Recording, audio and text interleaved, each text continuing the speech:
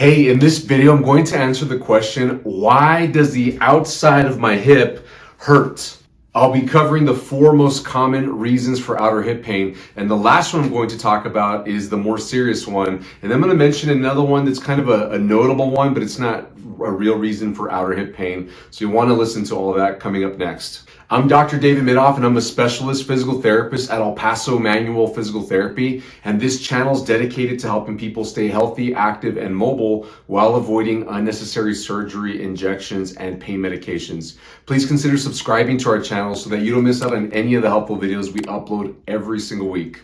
Now, before I go into the 4 reasons, I want to let you know that in the description below this video, if you drop down that description, I've got links to all the reasons that I'm going to mention here next. I've got playlists of videos to help you more specifically with the reasons for outer hip pain. So if you're looking for exercises, more tips and advice on how to address the problems that I'm going to talk about, just go down into the description and find the links that are relevant to what you're dealing with. The first most common problem of hip pain on the outside of the hip is bursitis, more commonly known as trochanteric bursitis. Now, the reason why they call it that is because on the hip here, this part of the bone out here is called the greater trochanter. So sometimes you'll hear this called greater trochanteric bursitis, but the common term is just hip bursitis. They're usually talking about a bursa, which is a fluid-filled sac right on the outermost part of the hip bone right here that becomes irritated, inflamed, and painful. Now, the way that you can tell that you've got this hip bursitis or trochanteric bursitis is that it'll hurt right there. There's a spot right where the bursa is. It's a little tiny size, like the size of a coin. You can poke it, and it is tender, it's point specific. Sometimes you can note a little bit of swelling in the area. It's a little harder because the hip's a big area. It's not like a knee joint or a wrist or elbow where it's easier to find swelling. But more often than not, people come in saying, it hurts right there. And they'll point to a certain spot right on the side of their hip where they feel the pain. And as long as the rest of the testing checks out, it's likely hip bursitis. A few other things to look for is this comes on with more physical activity. Like if you haven't been as active and then you start to do something that increases your physical activity, whether it's exercise or chores around the house or other things that just gets you up on your feet more, if there was a kind of a sudden spike in your activity and then you start to get this problem, that's a reason why you might get trochanteric hip bursitis. Usually rest is needed for this, that will calm it down, but that's not the only thing that's needed for trochanteric hip bursitis. There's more treatment necessary, which we talk about in those videos that I mentioned down in the description below. Go find those to get the more specific detail to help for hip bursitis. The second most reason for pain on the outside of your hip is hip tendonitis. Now, this acts a lot like hip bursitis. In fact, it comes on for the same reasons. A spike in physical activity above normal from what you've been doing. It could be exercise related or chore or housework related. And rest does also calm this down, but there's deeper problems that need to be addressed for this to not be coming back on a regular basis. The difference in how it feels to people is like hip bursitis, it's in the same area. So here's where the hip bursitis pain would be. With hip tendonitis, the muscles that are on the outside of the hip right here, they all come down and they come together, they converge and attach to different points on this part of the bone. This is called your greater trochanter. And the tendons are what connect the muscles to the bone. So if you look at anatomy pictures, you'll see the red muscles, and then at the end, right before it connects to the bone here, it turns white. That white stuff is the tendon. And what happens in hip tendonitis is it starts to become irritated and painful. So it's a little more diffused or spread out. It's not as point specific when people have hip tendonitis. The way they look when they come in is, instead of saying like with bursitis where they say it hurts right here, they start to say, well, it kind of hurts in this area. It's less specific. And then they'll typically be able to move their leg a certain way and kind of make the pain come and go as they move. That's a lot more common with hip tendonitis. Now, the good news is they're both related to the same root problem, and they're both treated pretty much the same. It's just a matter of which one broke down first. What's the weakest link in the chain of tissues in your body? Some people, the bursa goes first. For other people, the tendon becomes affected, and for others, other things become affected. Now, the third most common reason for pain on the outside of your hip is IT band syndrome. IT stands for iliotibial and then band after that. So sometimes you just see ITB but they mean iliotibial band. And what that means, ilio means the bone of the hip. This bone specifically is called the ilium. So iliotibial, tibia is the bone down here in the shin. So here's the femur, and then here's the shin. And on the outside of the hip and thigh is where there's this big long white tissue that connects all the way up here from the hip and goes down past the knee joint and attaches to the tibia or the top of the shin bone, kind of on the outside of the knee joint. Now, because that IT band goes all the way down past the knee joint, IT band syndrome typically has knee pain associated with it. You might have pain on the outside of your hip, but you might also have some irritation down at your knee. That's more characteristic of IT band syndrome. Now, like bursitis and like tendonitis, this tends to worsen with more physical activity, whether you began to exercise more lately. Oftentimes this happens to runners or people that are cycling, people that are doing repetitive endurance type sports.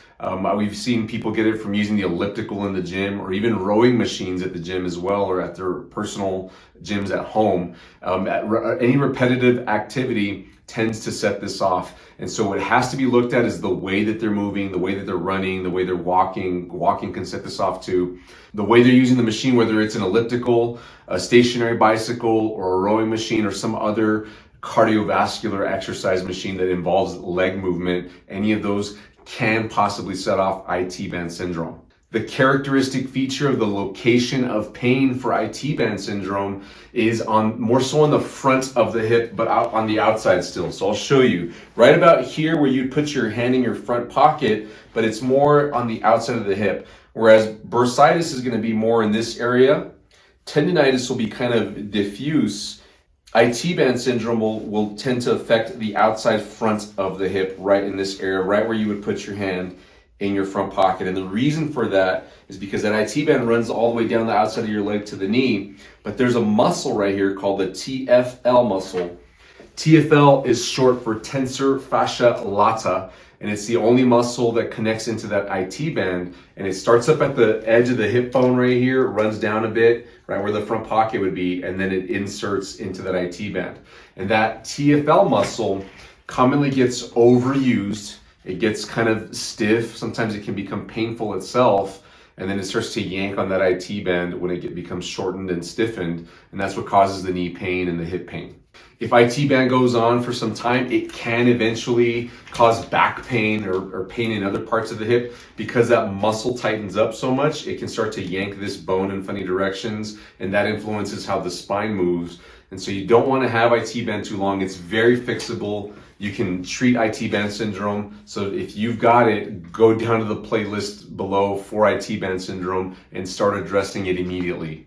The fourth reason for pain on the outside of the hip, and this is the more serious one, the one that takes a little more treatments, a little more digging, a little more understanding, and potentially has the worst long-term impact if not treated properly. It's sciatica. Now, sciatica in a nutshell is a pinched nerve, the sciatic nerve specifically, which runs out of this edge of the bone right here, and it sends nerves down into the back of the thigh, all the way down the back of the leg and the front of the leg, and into the tops and bottom of the foot.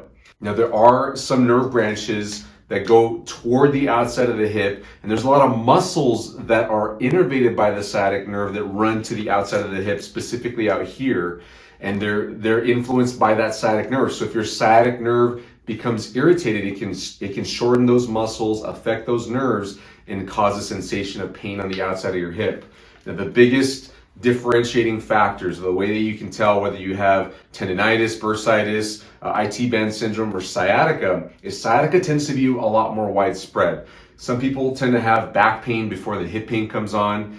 Some people will have pain in the back of their thigh. They might get cramping in their hamstring, even cramping in the calf muscle or the arc of the foot, because that same sciatic nerve goes all the way down into the arc of the foot, and cramping can happen there. A common other symptom of sciatica is plantar fasciitis type pain, not true plantar fasciitis, but pain at the heel and into the arc of the foot because of the nerves that run from the sciatic nerve down into that area. Now, the reason why this is more serious is because it's a pinched nerve. Muscles tend to recover a lot quicker, and even tendons can recover a lot quicker and easier than pinched nerves do. And if nerves stay pinched for a long time, then you got some serious problems. You can really have some long-term implications. And with sciatica specifically, because the sciatic nerve is made up of nerve roots that come off the low back, you might have a herniated disc or some other back problem up here like arthritis that could be influencing your sciatica as well. Now, we've got tons of videos on how to treat sciatica. Again, go to that description and find the link for sciatica videos to begin working on that if that's what you think you have going on. Now, bonus reason that I want to talk about that I want to include here, but not as an official one of the 4 reasons for pain on the outside of your hip, but it's of honorable mention. It's hip arthritis, like osteoarthritis. Now, the reason why I didn't make it one of the 4 is because hip osteoarthritis, otherwise known as hip arthritis, tends to cause pain on the front of the hip more so. So for people coming in with hip arthritis, they'll say it hurts right here on the front of the hip rather than out here like the last 4 conditions that I've talked about. But the reason why I'm talking about it to you right now is because if your hip is arthritic, meaning the joint, the ball and socket joint of the hip right here is not moving properly, that can affect the muscles on the outside of the hip, like the ones that cause tendonitis, the ones that cause IT band syndrome and bursitis. And so you can have hip arthritis that is causing one of these other problems. So if you got pain on the front of your hip and the side of your hip, you might have an underlying hip arthritis problem. Now, this tends to affect people once they hit their 50s and 60s and beyond. It does affect some people that are even younger than that, but they have to be super sedentary. What we've seen is people that have desk jobs, like where they're working for 40 plus hours a week stuck at a desk and they're sitting, which means they don't get a whole lot of motion to their hip joint. Those are the people that tend to be most susceptible, most likely to get hip arthritis at a younger age or earlier than they should. So just watch out for that. And just in case you want to learn more, we've also included a link to a playlist completely about hip arthritis videos. Hey, hope that you liked this video. If you did, please give us a thumbs up. Consider sharing this with somebody that you think needs to hear it. And don't forget to subscribe to our channel so that you don't miss out on any of the helpful tips we post every single week. We'll see you in the next video, friends. Bye-bye.